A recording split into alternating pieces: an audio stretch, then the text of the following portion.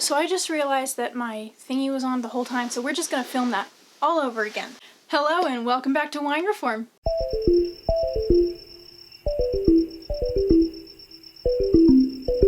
So today we are continuing with our third installment of Wines Around the World, and we're trying another white wine. I'm gonna get a red wine soon, I promise you, but gotta get through these whites.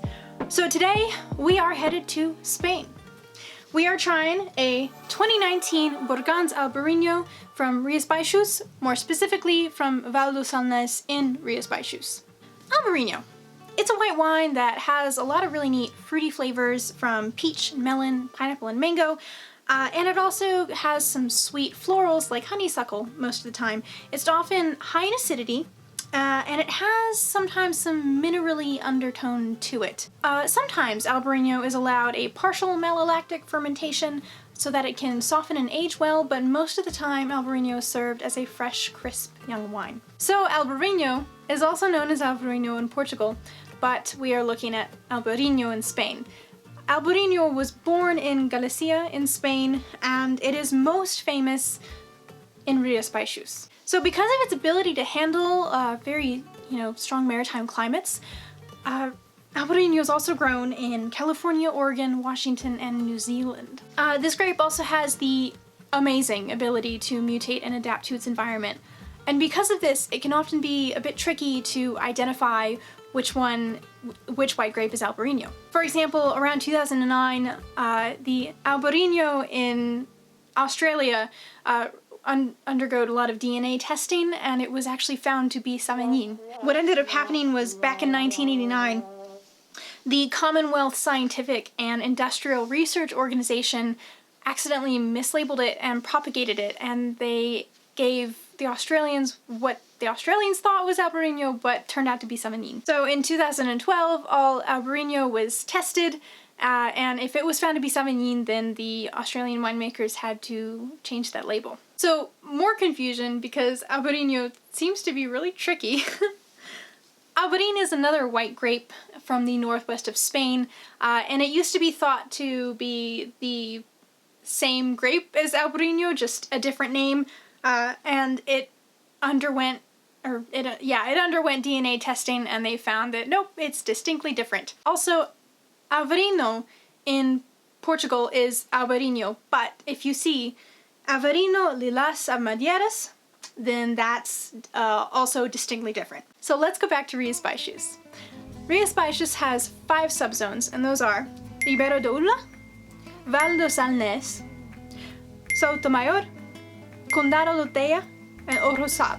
But today we are looking at the very specific birthplace of Albarinho and also where this one is from, Val do Salnés. So all throughout Galicia, the region has a lot of rain and humidity, which is definitely not what people picture when they think of Spain. However, the rain and the humidity can be detrimental to grapevines. So because of this, the vines are spaced very far apart, and they are trained on trellises that reach very high called para. And these para get up to 7 feet high and really ensure that these vines are getting the best airflow that they can to keep them from getting moldy and going bad. When it's time to harvest, the grapes have grown so high up on these para, forming para canopies, that the pickers have to stand on grape bins just to reach them.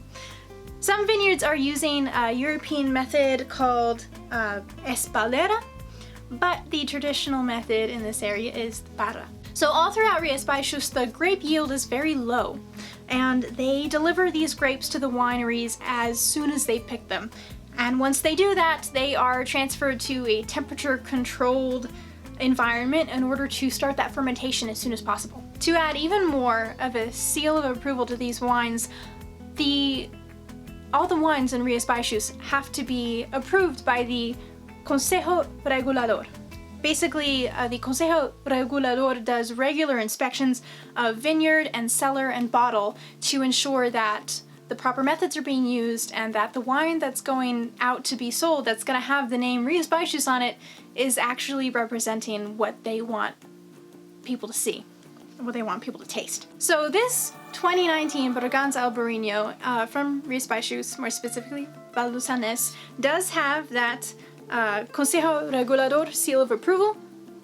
So We know we're gonna get a good wine out of this, but I don't quite know what I'm gonna taste yet because every wine is a little different. This wine is actually the result of a cooperative between the vineyards of Val do Salnés and European Cellars by Martin Kodaks. And the winemaker of this particular wine is Katia Alvarez. So the wine is actually named after the hill where the cooperative is located. The hill is, you guessed it, Burgáns. And yeah, so let's see what we taste. You're probably wondering, what's Celtic iconography doing on a Spanish wine? And that's a triskelion, in case you didn't know. The triskelion is a Celtic symbol, and I'm gonna simplify this. The ancient Celts were actually, they were a group of Indo-European peoples who shared a slightly similar language and culture. And they did spread out throughout the British Isles and Europe during the Iron Age and the Bronze Age. And one of those tribes did settle in Galicia, where this wine is from.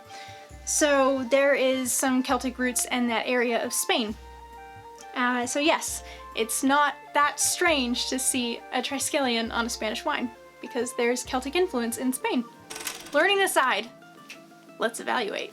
But before we evaluate, let me tell you what I spent. So once again, I went to my local liquor outlet, per usual, and on this bottle of wine, I spent $15.49 before tax. Moderately priced bottle of wine, obviously not expensive, but it's not in the cheapo range either. I'd say it's kind of middle of the road, so let's see what we get.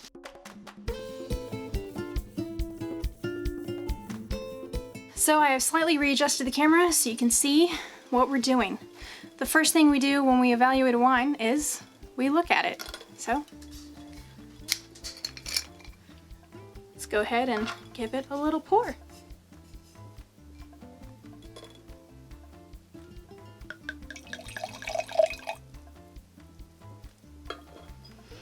Beautiful. Once again, per usual, I have my handy dandy white sheet of paper. And I'm gonna go ahead and give this wine a look-see to evaluate that appearance.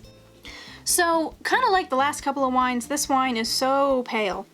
I see that it's a very pale lemon yellow color. It's almost watery. The intensity, so pale. The clarity, I think the clarity is all right. I'm seeing a little bit of like stuff floating in the wine, and I honestly can't tell if those are small bubbles or not. So let me. Yeah, so there's just the clarity could use a little bit of work. I do see some particulates floating in the wine. I don't think it's going to affect the flavor, but I do see it. Beautiful. Alrighty, now let's readjust the camera and evaluate the nose.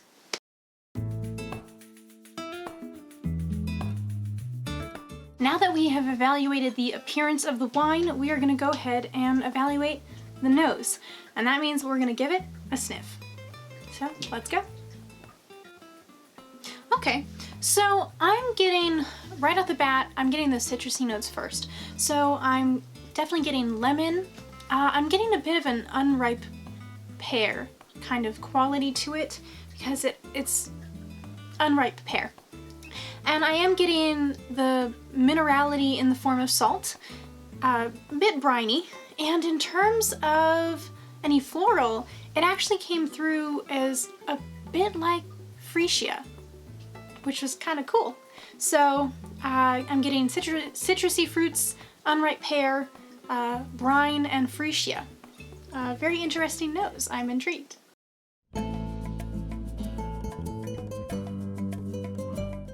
So now that we have evaluated the nose, we get to taste it. So, cheers, or should I say, salud. So in terms of the palate, I definitely got that lemon first. The acidity was nice and high. It was very refreshing. I definitely also got a little bit of that pear as well. I would say that the brininess of the nose was very softened on the palate, so didn't feel too minerally, if you will. And the floral was so muted it came last. I could smell it more than I could taste it. It was light-bodied, it had a nice medium alcohol to it, a medium alcohol feel. It's also 12.5% alcohol by volume, so medium. The finish was medium though, which was very pleasantly surprising as it is a dry, high-acid, light-bodied wine. I do believe that the reason the finish kind of lingered a little longer is because of that high acid. So, very pleasant.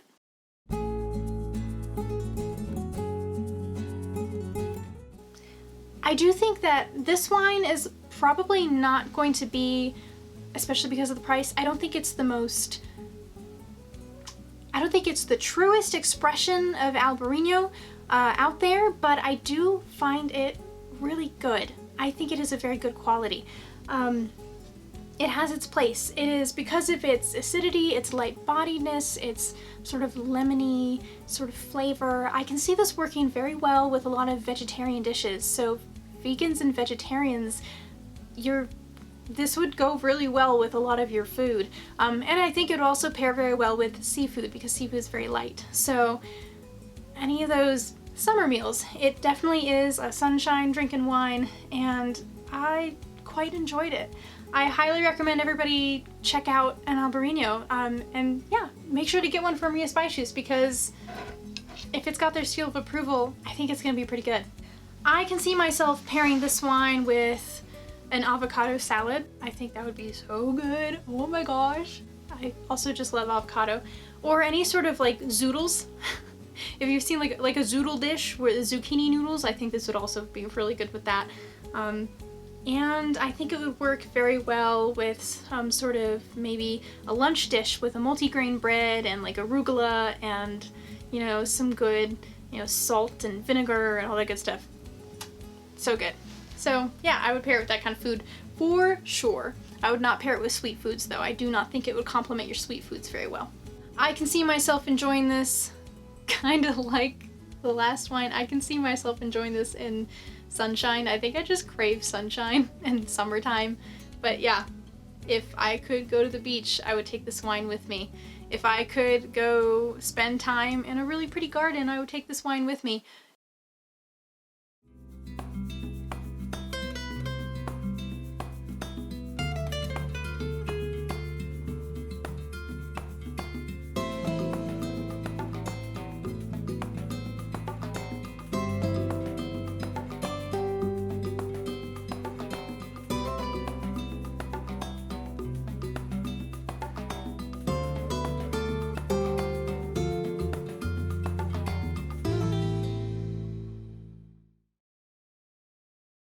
Thank you for joining me for this episode of Wine Reform. It has been our third this has been our third installment of Wines Around the World. I promise I will get to some reds, but you know, I just found a lot of whites, and so it's what I'm trying. If there are any wines that you want me to try, be sure to let me know. If I hadn't tried them already, absolutely let me know. I want to try them and, you know, let people know how it is, because some people are afraid. I get it, you don't want to spend money on something you might not like. Lucky for me, I usually like things. It has to be a pretty bad wine for me to not like it, because I think that every wine has its place. Whether you're going to be drinking an extremely expensive, like upwards of $100 bottle of wine, or if you're going to be opening a box wine, I really do think all wines that are good wines have a place, no matter what that price range is, no matter what that flavor is, as long as that flavor is, like, you know, good. I also want to tease a collaboration. I'm super excited. I'm going to be talking about wine with another gentleman on YouTube who is also really into this stuff. And I think sees wine kind of similar to how I do, so I'm really excited to, you know, talk about wine and bounce ideas, and I look forward to sharing it with you guys, because let's get the conversation started. And with that being said, if you liked what you saw, be sure to give me a thumbs up. It lets me know if I'm doing something right, and it tells the algorithm, hey, she does cool wine things, so maybe other people who like wine should look at this too, and you're helping them. Believe me, you're doing the world a service. Also, if you haven't done so already and you really like what you're seeing, then be sure to subscribe. I release videos every Friday, and if I miss a day, hit the bell icon and you will be notified when I do release that video, which honestly, I'm usually pretty good about getting things out on time, so you don't have to worry about that.